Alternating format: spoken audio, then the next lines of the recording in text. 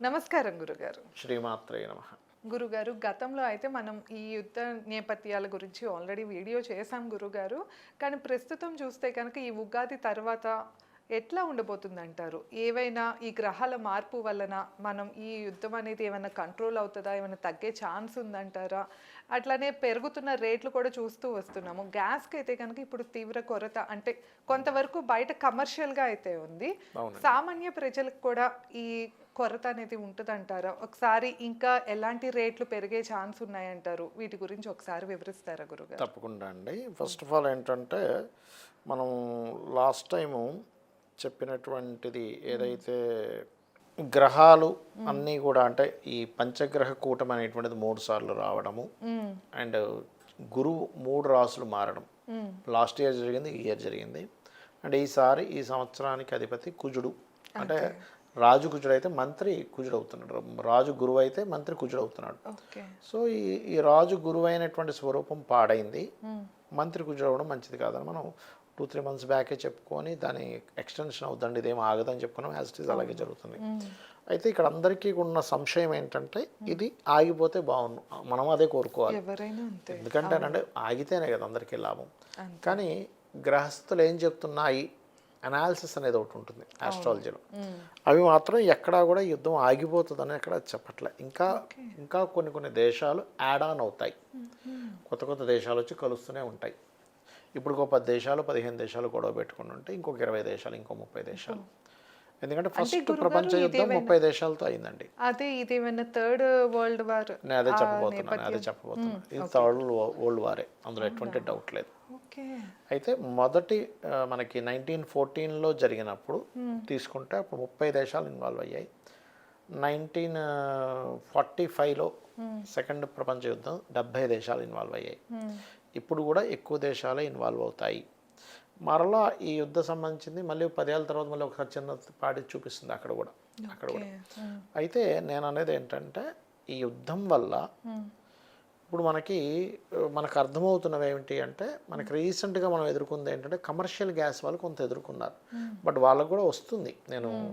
నాకు commercial gas ఇచ్చేవాళ్ళు ఒక అతను నాకు తెలిసిన మా బ్రదర్కి ఫ్రెండ్ ఉంటే ఆయన అడిగా, ఏంటి పరిస్థితి, నువ్వు సప్లై చేస్తున్నావు కదా అంటే, రోజు వచ్చేది కాస్త రోజు రావట్లేదు, మనకి రోజు తప్పి రోజు రావడం అట్లా వస్తుంది, అట్లాగే సప్లై చేస్తున్నాము. వాళ్ళు కూడా దాని తగ్గట్టుగానే చూసుకుంటున్నారు. బట్ జనరల్గా మనకి కమర్షియల్ కాకుండా నాన్ కమర్షియల్ గ్యాస్లో ఎక్కడ ఆగట్లేదు అని చెప్పాడు. ఫైన్. కానీ ఇదే యుద్ధం ఒక 3 నెలలు దాటిందంటే అక్కడ ప్రాబ్లం వస్తుంది. ఇక్కడ ఏమవుద్దంటే, కుజుడిని బేస్ చేసుకొని చెప్తుంటాం, ఎందుకంటే యుద్ధానికి కారకుడు అయ్యాడు కాబట్టి. కుజుడు ఈ స్టవ్స్కి లేకపోతే ఈ అగ్నికి కూడా కారకుడు, డ్యూయల్ సైన్లోకి వెళ్ళాడు కాబట్టి ప్రతి ఇంట్లో 2-3 పొయ్యిలు ఉంటాయి. ఒకటి పొగులు పొయ్యి, ఇంకోటి ఏదో కర్రల పొయ్యి, ఇంకోటి ఏదో గ్యాస్ పొయ్యి, ఇంకోటి ఏదో ఎలక్ట్రికల్ స్టవ్ పెట్టేసుకుంటారు. ఎందుకంటే డ్యూయల్ సైన్లో ఉండే కుజుడు ఈ యొక్క మార్పుని ఇస్తాడు. సో ఇప్పుడు ఎవరైనా కానీ ఈ స్టవ్ రిలేటెడ్ సంబంధించిన బిజినెస్ స్టార్ట్ చేసుకుంటే వాళ్ళకి మంచిది, బాగుంటుంది. ఏది డిమాండ్, ఇప్పుడు బిజినెస్ 2 రకాలండి. ఒకటి డిమాండ్ క్రియేట్ చేయడమా, డిమాండ్ ఉన్నది అమ్మడమా. బిజినెస్ సూత్రం అదే. డిమాండ్ ఉన్నది అమ్మేవాడికి ఏం ప్రాబ్లం లేదు, అమ్ముడుపోద్ది. అప్పుడు ఏదో కోవిడ్ వచ్చినప్పుడు మాస్కులు, శానిటైజర్లు ఈజీగా అమ్ముడిపోయాయి, కోటీశ్వర్లు అయిపోయారు. కాబట్టి ఇప్పుడంతా కూడా ఆ రకమైనటువంటిది డెవలప్ అవడము. బయోగ్యాస్ అంటాం, అంటే మనకి ఇంట్లోనే తయారు చేసుకుంటారు, తెలుసు కదా మీకు, ఆవు పేడది వేసి. నాకు తెలిసిన రిలేటివ్ ఒక ఆయన ఉన్నాడు, ఆయనది గోబర్ గ్యాస్ లాగా.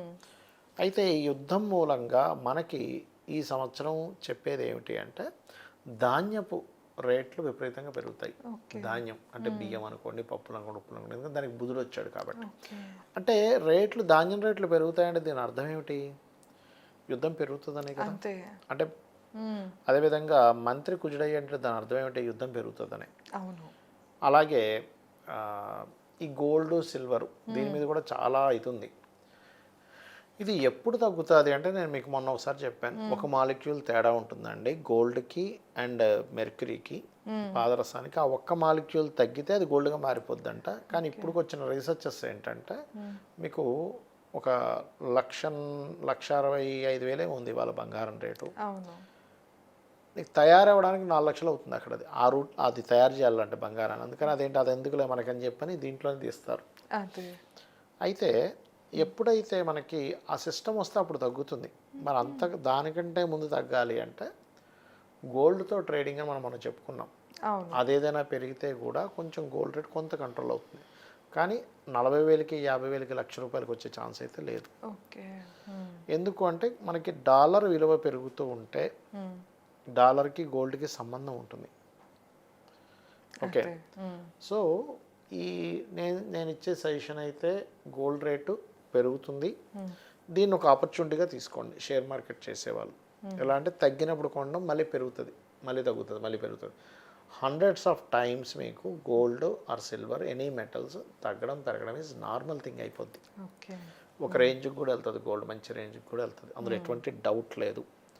సో ఎక్కడో 40,000కి వస్తుంది 50,000కి వస్తుంది అని ఆశ మాత్రం అసలు పెట్టుకోకండి. ఎందుకంటే అలా అవ్వాలని నేను కోరుకుంటున్నాను, తగ్గాలని కోరుకుంటున్నాను, కానీ తగ్గే ఛాన్స్ కనిపించట్లే.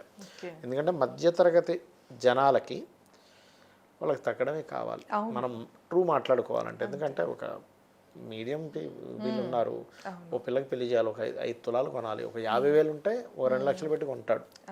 అది 2 లక్షలు ఉంటే 5 తులాలు కొనాలంటే 10 లక్షలు కావాలి. ఎక్కడ 2 లక్షలు, ఎక్కడ 5 లక్షలు చెప్పండి. 2.5 లక్షలు ఎక్కడ, 10 లక్షలు ఎక్కడ? సో అలా రావాలని తగ్గాలని కోరుకుందాం మనస్ఫూర్తిగా, కానీ తగ్గే ఛాన్సెస్ కనిపించట్లే. నాకు నిజంగా చాలామంది నాకు క్లయింట్స్ ఫోన్ చేసి, సార్ ఏంటి సార్ గోల్డ్ రేట్ ఇంత పెరిగిపోయింది, ఏంటి సార్ ఇప్పుడు తగ్గదా, మా అమ్మాయికి పెళ్లి చేద్దాం అనుకుంటున్నాము. కొంతమంది అయితే నేను గోల్డ్ ఇవ్వనండి, అదేదో డబ్బులు ఇచ్చేద్దాం అనుకుంటున్నాం, 5 లక్షలు ఇచ్చేస్తాను, గోల్డ్ కోసం తీసి పెట్టాను, మీ ఇష్టం ఏమైనా కొనుక్కోండి ఇచ్చేస్తా అంటున్నాడు. అంటే పరిస్థితులు మనకి ఈ వార్ దీనికి సంబంధించినవి చూస్తే ఇదంతా కూడా మనం ఒక 100 సంవత్సరాలు వెనక్కి వెళ్ళినా కూడా ఇలాంటి సంవత్సరాన్ని మనం ఎప్పుడు చూడము అన్నట్టుగానే ఉంటుంది. ఓకే. ఆల్రెడీ ఒకసారి కోవిడ్ చూసాం, ఆ పరిస్థితి వైరస్ వల్ల అలా చూసాము. ఇప్పుడు వచ్చి మళ్ళీ ఇలా సంక్షోభం అనేటువంటిది క్లియర్గా చూపిస్తుంది. లాస్ట్ టైం మనం ఆల్రెడీ ఒక 3-4 నెలల క్రితమే ఈ ప్రెడిక్షన్ ఇచ్చాను, మళ్ళీ ఒకసారి గుర్తు చేస్తున్నా. ఈ సిగ్నల్స్ కట్ అవ్వడం, ఈ సిగ్నల్స్ మనకే కాకుండా షిప్స్, మన ఫ్లైట్స్కి షిప్స్కి కూడా సిగ్నల్స్ కట్ అవుతాయి. వెళ్తున్న సముద్రంలో వెళ్తున్న దానికి కూడా సిగ్నల్ ఉంటుంది, అది ఎటు ప్రయాణం చేయాలి, ఎటు వెళ్ళాలి, లేకపోతే సముద్రంలో ఎటు వెళ్తుందో తెలియదు, దానికి కూడా కొంచెం సిగ్నల్స్ కట్ అవుతాయి. ఈ సిగ్నల్స్ మీద ఎఫెక్ట్ పడుతుంది కాబట్టి కొంచెం జాగ్రత్తగా ఉండండి. అండ్ అలాగే ఆల్టర్నేట్స్ ఎక్కువగా పెంచుకోండి. ఏది ఆగిపోయినా, కూరగాయలు ఆగాయి ఎగ్జాంపుల్, పొళ్ళు పచ్చళ్ళు వేసుకొని తినేది, ఆల్టర్నేట్స్. ఒకవేళ వాటర్ సడన్గా ఇబ్బంది వచ్చింది, అప్పుడు ఓకే ఈ నీళ్ళని మంచినీటిగా మార్చుకునే ఆప్షన్ ఏంటి. అట్లాగే మనకి ఫోన్లో స్కానింగ్ చేస్తున్నాం, స్కానింగ్ చేసే సడన్గా సిగ్నల్స్ ప్రాబ్లమ్ అయ్యి ఆగిపోయింది, క్యాష్ కొంత రెడీగా పెట్టుకోండి. అవును, మీరు గతంలో కూడా క్యాష్ పెట్టుకోవాలని 2 నెలల నుంచి చెప్తూనే ఉన్నాను. ఎందుకంటే ముందుగా 1-4 సార్లు చెప్తేనైనా వాళ్ళు గుర్తుపెట్టుకుంటారు. ఒక వీడియో చూడని వాళ్ళు ఇంకో వీడియో అయినా చూస్తారని మరీ చెప్పడం నా ఉద్దేశం అది. అండ్ అలాగే వ్యవసాయం ఈ రైతులకి చూసుకుంటే కనుక ఈ సంవత్సరం వర్షాలు విపరీతంగా పడతాయి. అసలు ఎండాకాలం కూడా వర్షాలు పడతాయి. అందులో మీరు జూన్ నుంచి చూసుకుంటే జూన్ టు నవంబర్ విపరీతమైన వర్షం, అసలు మీరు ఎప్పుడూ చూడనన్ని వర్షాలు పడతాయి. దానివల్ల అంటే చెప్తావేనండి, ఒక 25 to 30% లాస్ కూడా ఉంది పంటలకి. ఒక 70% మంచి వర్షాల వల్ల పంట కూడా చేతికి వస్తుంది. రెండు ఉన్నాయి అక్కడ. అంటే కొన్ని ప్రదేశాల్లో రైతులు ఆనందాన్ని వ్యక్తపరుస్తారు, కొన్ని ప్రదేశాల్లో ఏమిటి ఇట్లా అయిందంటారు. ఇంకొన్ని సందర్భాల్లో రైతులు, ఇప్పుడు మనకు కొన్ని ఉన్నాయండి, కొన్ని ఐటమ్స్ ఉన్నాయి, అవి విదేశాలకు పంపిస్తారు. అవును, ఎక్స్పోర్ట్ చేస్తూ ఉంటారు. అరటిపళ్ళు ఉన్నాయనుకోండి, అరటిపళ్ళు రేటు బాగా తగ్గుతుంది ఈ సంవత్సరం. ఎందుకంటే అరటిపళ్ళు పండించే రైతుకి ఇబ్బంది వస్తుంది. ఎందుకు అంటే జూపిటర్ పాడేయాడు, జూపిటర్ అరటిపండుకు కారకుడు. ఈ మామిడి పళ్ళ విషయంలో కూడా కొంత ఇబ్బంది వస్తుంది. మామిడి వేసే వాళ్ళు కాస్త జాగ్రత్తగా ఉండాలి. అంటే ఎక్స్పోర్ట్ చేసే వాళ్ళు ఆగుతాయి కదండి. అవును గురుగారు. ఇప్పుడు పండు వేరు, మనకి ధాన్యం వేరు. అవును, కోవిడ్ లో కూడా మామిడి పండుకి చాలా ఇబ్బంది పడ్డారు, ఎందుకంటే ఇలానే ఎక్స్పోర్ట్ లేదు. అందుకని నాకైతే ఏమనిపించిందంటే మొన్న గవర్నమెంట్ కొంతవరకు ఏదో ఆదుకుంటుంది, కానీ సామాన్య ప్రజలందరూ కూడా అసలు రైతుల కంటే ఒక యాప్ క్రియేట్ చేసి నువ్వు ఎంత ఫండ్ ఇవ్వగలవు, అదే ఒక రైతుకి అవును అన్నట్టుగా ఏదైనా చేస్తే బాగుంటుంది అనిపించింది. ఎందుకంటే రైతే వెన్నముక్క. కదా అవును మనకి మొత్తం ప్రపంచంలో మన ఇండియా ఎంత లక్కీ అంటే ఇండియాలో 90% ఆఫ్ ల్యాండ్ పంటకి అనుకూలం పండించడం. వేరే దేశాలు అలా కాదు. ఇప్పుడు ఆస్ట్రేలియా వెళ్ళారనుకోండి 10% కూడా సరిగ్గా పండదట అక్కడ, 5% 10% పండదంట. అన్ని ల్యాండ్స్ మీకు అక్కడ పనికిరావండి. చైనా ఫస్ట్ ఉండేది పంట పండించడంలో, మనం నెంబర్ 1 అయ్యాము ఇప్పుడు.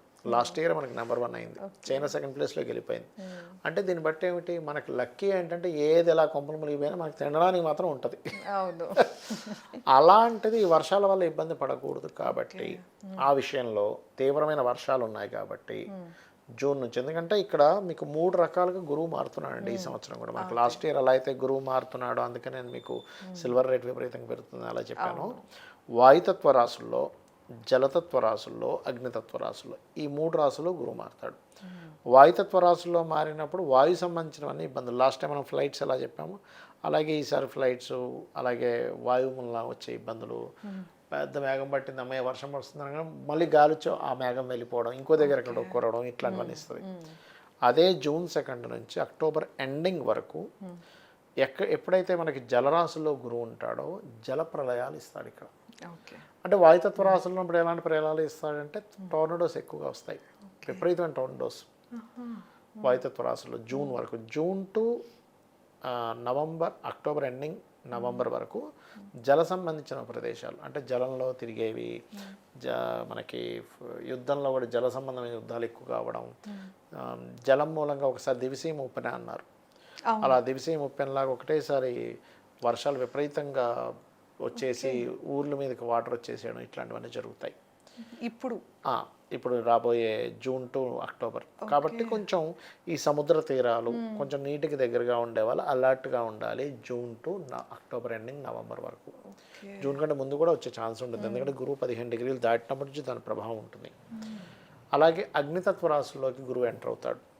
అప్పుడు రాజకీయ నాయకులకి మార్పులు, సీఎంలు, పిఎంలు, లేకపోతే ప్రెసిడెంట్లు, రకరకాల దేశాల్లో ఉండే ప్రెసిడెంట్లకు ముప్పిస్తాడు అక్కడ అక్టోబర్ నుంచి. అక్టోబర్ తర్వాత నుంచి ఆల్మోస్ట్ డిసెంబర్ వరకు కూడా.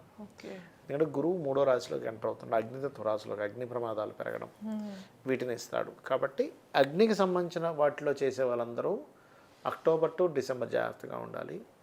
ఈ జల సంబంధించిన వాటిలో జల ప్రదేశాల్లో ఉండే వాళ్ళందరూ June to October ending November వరకు జాగ్రత్తగా ఉండాలి. ఈ వాయు సంబంధించిన వాటికి సంబంధించిన అందరూ కూడా, అంటే ఫ్లైట్ల మీద వెళ్ళేవాళ్ళు, ఫ్లైట్లు నడిపేవాళ్ళు, ఈ డ్రోన్స్ మీరు గమనించండి, ఈ జూన్ వరకు ఉండేటువంటి యుద్ధంలో ఈ డ్రోన్స్ ఫ్లైట్స్కి ఎక్కువ ప్రమాదం ఉంటుంది. జూన్ వరకు, ఎందుకంటే వాయు సంబంధంగా ఉండే గురువు అక్కడ. సో ఈ గురువు స్వరూపం మారిపోయింది కాబట్టి ఇటువంటివి ఉంటాయి. అయితే ఈ గురువు స్వరూపం ఎప్పుడైతే మారిందో ఇది పుణ్యక్షేత్రాలు, తీర్థ సంబంధించిన విషయాల్లో కూడా కొంత జాగ్రత్తగా ఉండాలి. మనకి ఈసారి వచ్చేటువంటి పుష్కరాలలో, పుష్కర ప్రదేశంలో జాగ్రత్తగా ఉండాలి.